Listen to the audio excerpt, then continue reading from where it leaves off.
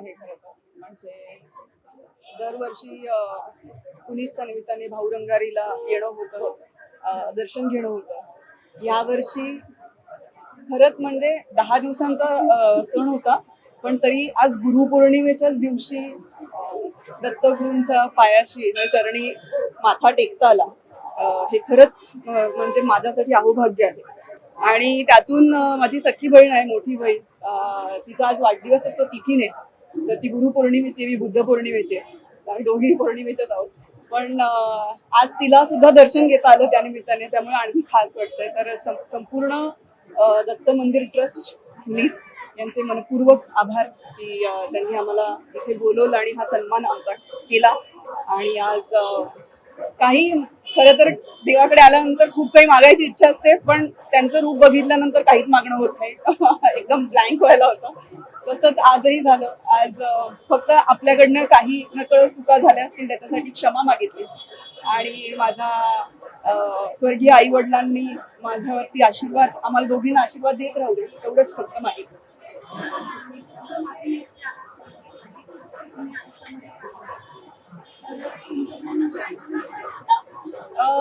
मला असं वाटतं कुणी एक गुरु असण्यापेक्षा तुमच्या आयुष्यात येणारा प्रत्येक व्यक्ती हा तुम्हाला काही ना काहीतरी शिकवून जात असतो. चांगलं वाईट, बरं वाईट सगळंच. तर असा एक कोणी माझ्या आयुष्यातला गुरु नाहीये. माझे खूप मनापासून म्हणजे मला सहकार्य करणारे जेवढे लोक आहेत ते माझ्या आयुष्याच्या प्रत्येक टप्प्यावरती असलेले गुरुच आहेत. त्यामुळे त्यांना सगळ्यांना आज या निमित्ताने गुरुपौर्णिमेच्या शुभेच्छा देतो.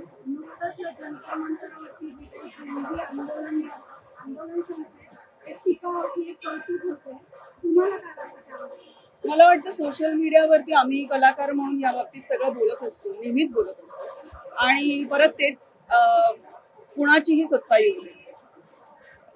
मला असं वाटतं की जेव्हा जेव्हा जेव्हा असा प्रश्न पडेल की सरकार चुकतंय, तेव्हा तेव्हा प्रश्न विचारले गेले पाहिजेत आणि त्याची उत्तरं मिळणं हा आपला हक्क आहे, अधिकार आहे.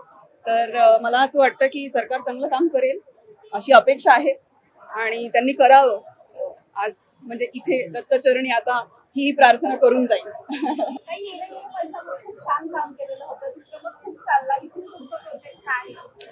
खूप चांगली न्यूज देईन पुढच्या 3 महिन्यात. चांगला लाईनअप आहे आणि आता या निमित्ताने मगाशी प्रवीण दादांनी जसं सांगितलं, मुळशी पॅटर्न 2 साठी पुनीत तुम्हाला खूप साऱ्या शुभेच्छा, प्रवीण दादाला सुद्धा खूप साऱ्या शुभेच्छा. मराठी चित्रपटसृष्टीसाठी चांगले दिवस आलेले आहेत आणि त्याच्यामध्ये पुनीत सारखे जर का निर्माते असतील तर अजूनच सोन्याचे दिवस येतील असं आपण म्हणूयात. धन्यवाद. जय महाराष्ट्र.